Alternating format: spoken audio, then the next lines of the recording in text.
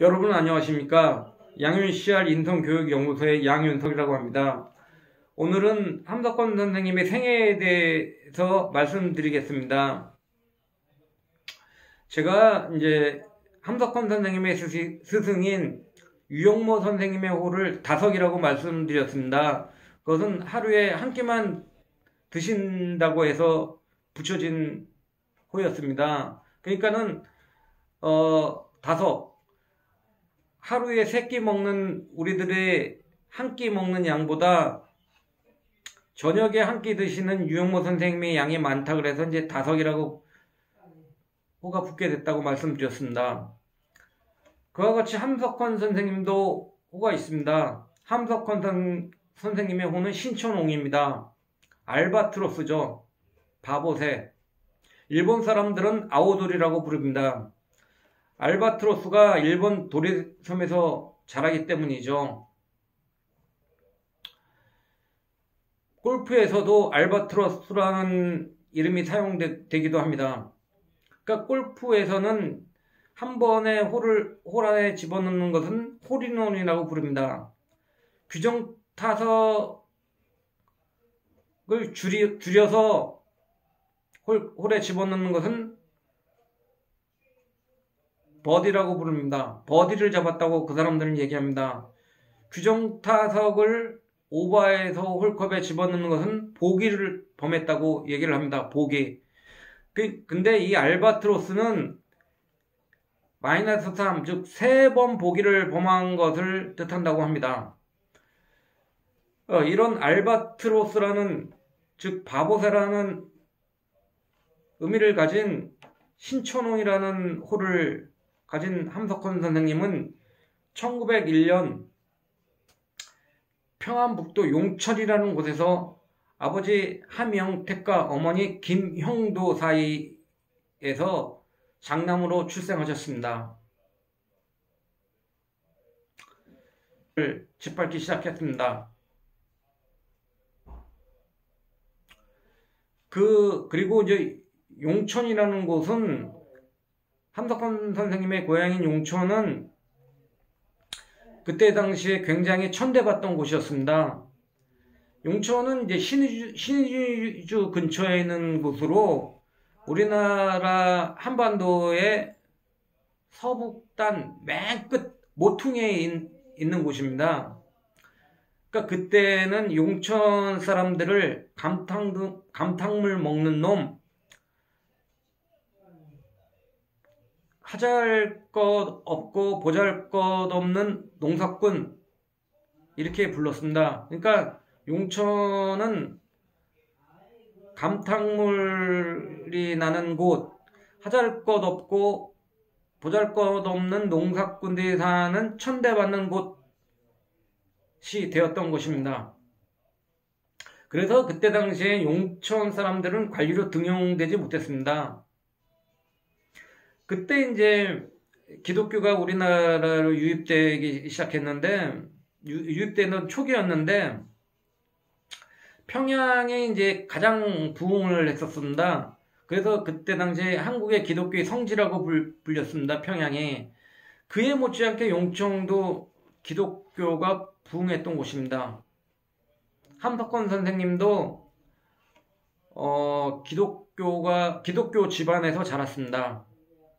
그것은 함석헌 선생님의 인생의 맨 처음 정신적 스승이라고 불렀던 함일영, 그의 친척 숙인 함일영의 영향을 받았기 때문입니다. 함일영은 기독교 신자고, 독실한 기독교 신자고 민족주의자요 교육자였습니다.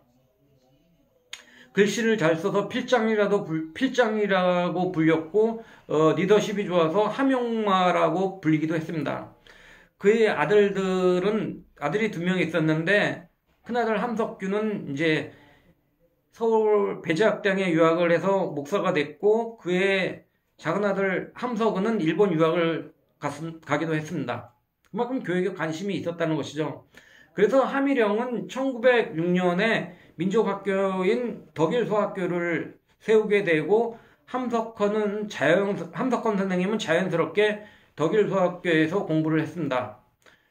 원래 함석헌 선생님도 이제 서당에서 공부를 했었는데 그때 이제 우리나라가 서당에서 이제 소학교로 전환하는 전환기에 있었습니다. 그러니까 서당을 점차 줄이고 이제 소학교로 바꾸니까는 사람들이 공부할 곳이 없어지게 된 것이죠. 그러니까 사람들이 이제 점차적으로 소학교로 많이 이제 이동을 해서 공부를 했습니다. 함석헌 선생님도 마찬가지였죠. 그래서 덕일 소학교를 졸업하고 양시보통학교에 진학해서 공부를 합니다. 그리고 양시보통학교를 졸업하고 평양고등보통학교에 진학을 해서 이제 공부를 하게 됩니다. 평양고보라고도 하죠. 그때 당시 평양고보는 서울의 경성교보와 함께 굉장히 명문학교였습니다. 수재들만 들어가던 곳이었었죠. 그 평양고보를 다니던 중 평양고보 3학년인 1919년 3월 1일에 3.1운동이 발발하게 됩니다.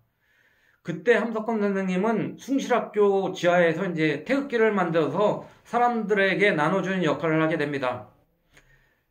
그러한 연유로 그 이유 때문에 학교에서 퇴학을 당하게 되죠.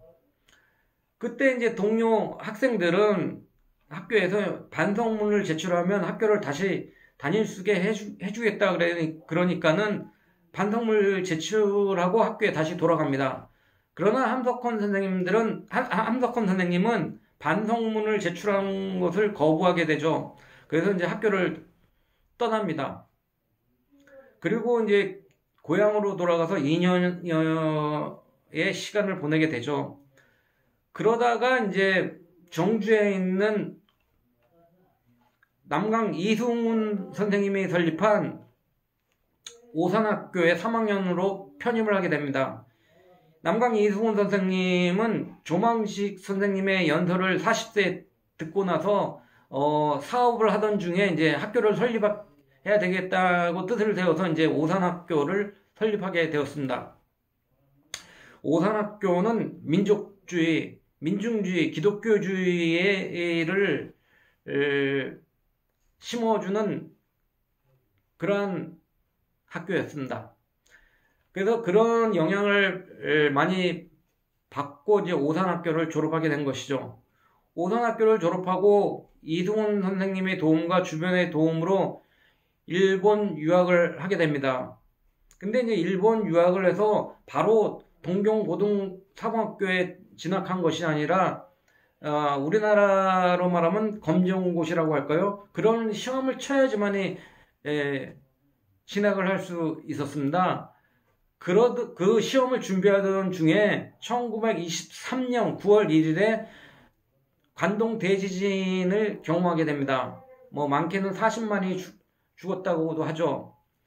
그때 이제 일본 정부가 민심을 수습하고자 뭐 조선인들이 약탈을 일삼고 강도짓을 하고 일본 방화를 하고 일본인들을 심지어 죽이기도 한다는 이제 소문이 퍼져서 일본 사람들은 이제 자경단을 조직합니다. 그래서 뭐 한국 사람들을 학살하기 시작한 것이죠. 뭐 한 많게는 6,000명이 뭐 학살을 당했다 이런 이렇게도 얘기를 하죠. 이제 이 관동 대진제를 경험하고 이제 1924년에 동경고등사범학교에서 역사교육학을 전공하게 됩니다. 그때 이제 김교신이라는 친구가 있었는데 김교신은 일본 무교회주의의 창시자인 우찌무라 간조의 성서 모임에 참석하고 있었습니다. 그 김교신의 이끌림에 의해서 함석헌 선생님도 우찌무라 간조의 무교회 모임에 무교회 성서 집회에 참석하게 되는 것이죠. 우찌무라 간조의 무교회주의는 신앙의 대상인 하나님을 부정한 것이 아닙니다. 단지 이 교회에서 그 형식주의, 즉 교회에서 꼭 예배를 드려야 되고, 그리고 교회에서는 또 이제 목사가 있어야 되고, 전도사가 있어야 되고, 장로가 있어야 되고, 권사, 집사가 이런 게 있어야 되고, 그런 형식주의가 못마땅했던 겁니다. 형식주의를 부정하는 것이죠. 그리고 오직 성경으로, 오직 믿음으로, 그 하나님의 가르침을 따르기만 하면 된다. 이런 주의를 가졌던 것이 이제 우찌무라 간조의 무교회주의입니다. 우찌무라는 지저스의 제이, 즉 하나님과 더불어 재팬이라는 민족을 하나님과 동일시한다고 생각했습니다. 그래서 재팬과 지저스를 동일하게 믿음의 대상으로 여겼습니다. 그러니까 그 모임에 참석하던 함석헌 선생님은 우리 민족이 살 길도 거기에 있지 않을까 이렇게 생각하게 된 것입니다. 그러니까는 우리 이 민족도 하나님 섬기는 것과 같이 우리 민족을 섬기게 되면은 우리 민족이 자연적으로 부흥될 수 있지 않을까 이렇게 생각을 한 것이죠. 그래서 우찌무라를 따르다가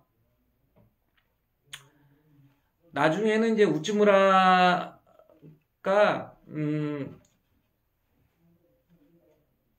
한국에 대한 일본의 침략에 대해서 아무 말도 하지 않고 뭐 이런 제국주의에 대해서도 말을 하지 않는 거에 대해서 이제 실망을 느끼고 이제 무교회주의를 벗어나게 됩니다. 그러니까 우찌무라의 무교회주의라는 것은 하나님을 믿음의 대상으로 삼습니다. 그러니까 지저스의 제의적 그게 그러니까 일본의 제의라는 것은 일본 민족을 믿음의 대상으로 여긴다는 것은 그러니까 일본혼 그러니까 일본의 무사도 정신으로 그 일본 민족을 섬기겠다는 거예요. 우찌무라 간조의 무교회주의는. 그러니까는 어떻게 되겠어요? 일본의 무사도라는 사람들은 이제 뭐 충성을 한다고 뭐 할복을 하고 뭐 손가락도 자르고 이러면서 이제 칼을 들고서는 이제 하는 그 충성심을 과시하는 그런 믿음을 가진 게 이제 일본 무사도들이란 말이죠. 충성심이죠, 충성심. 그러니까는 이제 자연적으로 어떻게 됐어요? 제국주의 임페리얼리즘은 힘으로써 약한 민족을 이제 침탈하는 거예요. 그런데 그것을 이제 용인하는 마음이 생기게 되는 거죠. 용인하는 마음이. 무사도들은 이제 칼을 들고서는 이제 막 상대방을 제압하기도 하고, 이런 정신이 무사도니까 충성을 위해서 그게 일본 민족이 됐든 아니면 일본 민족의 수장인 천황이 됐든 간에 그 사람들에게 충성하기 위해서 이제 자기 몸을 바치고 할복도 하기도 하고 이렇게 하는 거 아닙니까? 피비린내 나게. 그런 걸 용인하게 되니까는 제국주의도 용인하게 되는 것이죠. 거기에 이제 실망을 느끼게 되는 거예요. 그래서 이제 무교회주의를 벗어납니다. 어쨌든 그래서 1928년에 졸업을 하고 이제 한국으로 돌아오게 되는 것이죠. 한국으로 와서 이제 그의 모교인 오산학교에서 역사를 가르치게 됩니다. 그러던 중에 1938년에 창씨개명이 있게 돼요. 그러니까 일본 사람들은 성이 두자고 이름이 두자예요. 그러니까 네자가 되는 거죠. 우찌무라 간조라고 한다 그러면 내촌 감삼이라고 부릅니다. 우찌무라 간조는 내촌 감삼. 그러니까는 이제 우리나라 성이라 그러면 김씨, 이씨, 박씨, 최씨, 정씨 이렇게 5개 성도 많이 있는 성이 5개고 여러 가지 성이 있지 않습니까? 강씨 무슨 뭐 양씨, 뭐 고씨, 무슨 뭐 별성이 다 있지 않습니까? 그걸 이제 바꾸다겠다는 거예요. 거기에 이제 반대를 해서 오산학교 교사직을 사임을 하게 됩니다. 근데 함석헌 선생님은 이제 감옥을 인생대학으로 불러요. 그만큼 함석헌 선생님은 감옥수에서 많은 책을 읽으면서 많은 공부를 했습니다. 그러니까는 거기가 굉장히 많은 것을 배울 수 있는 곳이다. 그래서 이제 인생대학이다, 감옥수를 인생대학이다 부르셨는데, 일본에서 이제 우치무라 간조의 성서 모임에 다니던 뭐 김교신, 송두용 뭐 등등 한 6명과 함께 1927년에 성서 조선이라는 것을 창간했었습니다. 그런데 이제 한국으로 돌아와서 1934년에 그때 이제 김교신이라는 친구가 성서 조선에 썼던 조화라는 글 때문에, 조화는 개구리의 죽음을 슬퍼함이라는 뜻인데요. 이게 이제 한국 민족의 그때 처지를 비관하면서 이제 쓴 글이거든요. 그래서 이제 그걸 썼다는 제목으로 해서 이제는 서점 형무소에 수감이 돼서 이제 복역을 하게 됩니다. 그 다음에 이제 1945년에 평안북도 자치위원회 문교부장으로 재임을 하게 됩니다. 그러니까는 이제 함석헌 선생님이 그때 당시에는 이제 수학교도 제대로 못 나온 사람들이 있는데, 일본에서 이제 동경고등사범학교 일본 유학을 해서 동경고등사범학교에서 역사학을 전공하고 왔으니 굉장한 인텔리시죠. 그러니까는 이제 다 그런 위원장으로 여러 군데서 이제 끌어들이려고 했겠죠. 그때 당시에 뭐 여러 얘기가 들리는데, 북한에서는 이제 뭐 그때 당시에 김일성 대학에 와서 사역을 가르쳐라 이런 말을 했다느니, 그리고 실제로 이제 소련군들한테는 스파이를 해라, 스파이 노릇을 해라, 이렇게 강요받기도 했어요. 그러니까 그런 것에 결코, 그러면서 주급을 넘기고 그러니까는 이제는 결국은 1947년에 월남을 결심하고 남쪽으로 내려옵니다. 그래서 이제 YMCA 강당에서 이제 뭐 연설도 하고 동양학을 강의하기도 하고, 그렇게 하면서 이제 자기의 사상을 이제 넓혀 나가게 되는 것이죠. 그때 이제 대표시 그 사람을 가졌는가가 이제 발표됩니다. 1947년에. 그리고 1954년에 잡지 말씀을 창간하시고요. 1956년에는 사상계에 한국 기독교는 무엇을 하고 있는가라는 것을 발표하면서, 이제 그때 당시에 한국 기독교의 어떠한 모순된 점, 그런 것을 이제 비판하시기도 하셨죠. 그리고 이제 1958년에는 생각하는 백성이어야 산다라는 걸 발표를 하게 되죠. 그 유명한 생각하는 백성이어야 산다. 근데 이제 이 글을 발표하면서 다시 이제 서대문 형무소에서 복역을 하시게 돼요. 그것은 이제 그 책에 유교는 미소의 꼭두각시 노름이라는 이제 글을 썼기 때문인데요. 그 글이 이제 국가보안법에 위반된다고 해서 이제 복역을 하게 됩니다. 그리고 1961년 군사 쿠데타 직후 5.16을 어떻게 볼 것인가, 인간 혁명 등을 발표합니다. 그리고 1964년에는 한일 협정 반대 운동을 하고 뜻으로 본 한국 역사를 출간하게 됩니다. 한일 협정은 뭡니까? 그러니까는 미국의 주도하에 1951년 추진된 한국과 일본의 이제 수교를 위한 조약이죠. 이것을 이제 1964년에 정부가 한일협정을 정상화하려는 방침을 이제 밝히자 대규모 시위가 일어나게 됩니다. 거기에 이제 참가하게 됩니다. 함석헌 선생님도. 그리고 1970년에는 이제 CR의 소리가 창간하게 되죠.